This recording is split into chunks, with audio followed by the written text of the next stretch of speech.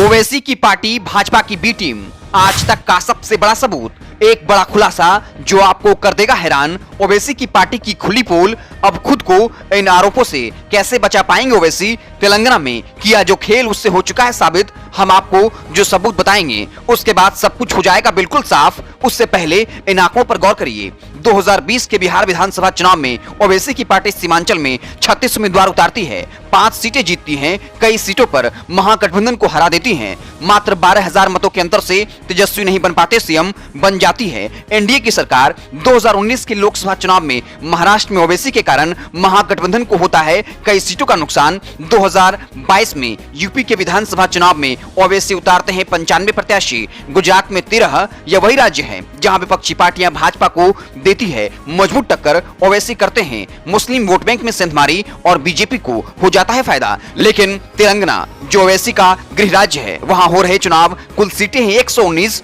ओवैसी उतार रहे मात्र 9 प्रत्याशी। पिछले विधानसभा चुनाव में 8 सीटों पर उतारे थे अपने प्रत्याशी, 7 पर कर दी थी जीत दर्ज। तो फिर अपने और प्रत्याशी क्यों नहीं उतार रहे अपने ही राज्य में?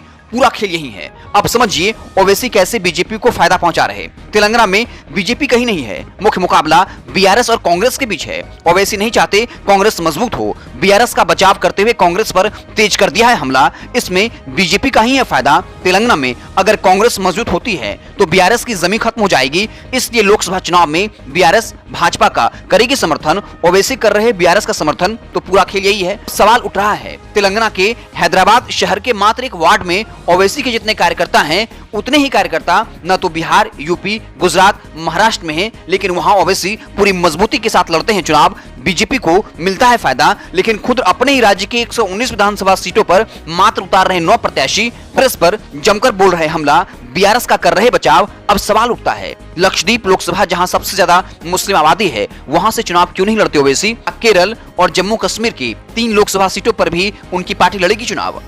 ओवैसी अगर भाजपा के खिलाफ तो उनकी मदद क्यों कर रहे? ऊपर की आंकड़ों से साफ हो चुका है। ओवैसी अपने गृह राज्य से कोसों दूर उन राज्यों में बड़ी संख्या में प्रत्याशी उतार देते हैं जहां उनका नाम मात्र का कार्यकर्ता भी नहीं। उन राज्यों में बीजेपी को विपक्षी पार्टी देता है मजबूत टक्कर, लेकिन ओवैसी मुस्लिम वोट बैंक में सेंधमारी कर बीजेपी को पहुंचाते हैं फायदा। तेलंगाना है गृह राज्य, लेकिन मात्र 9 प्रत्याशी उतारकर इस बात का सबूत दे दिया वह भाजपा की बी टीम है। तेलंगाना में कांग्रेस के खिलाफ खुलकर मोर्चा खोल दिया, बीआरएस का बचाव कर रहे, यह जानते हुए कि लोकसभा चुनाव के बाद अगर बीजेपी की सीटें घटी तो बीआरएस कांग्रेस को समर्थन न देकर भाजपा का करेगी समर्थन। ओवैसी के भाई अकबरुद्दीन ओवैसी हर बार चुनाव से पहले देते हैं भड़काऊ बयान। इसके पीछे भी राजनीतिक विश्लेषक बताते हैं उनकी भाजपा को फायदा पहुंचाने की रणनीति। उनके इन बयानों की वजह से चुनाव में मुद्दे की नहीं हो पाती बात, बीजेपी के लिए सांप्रदायिक ध्रुवीकरण करना हो जाता है आसान। गोदी मीडिया में इसी बात को लेकर होती है दिन रात बहस। गोदी एंकर हिंदू आबादी को है धमकाते, आप एक न हुए तो फिर हो जाएगी मुश्किल। अकबरुद्दीन ओवैसी ने कभी कहा था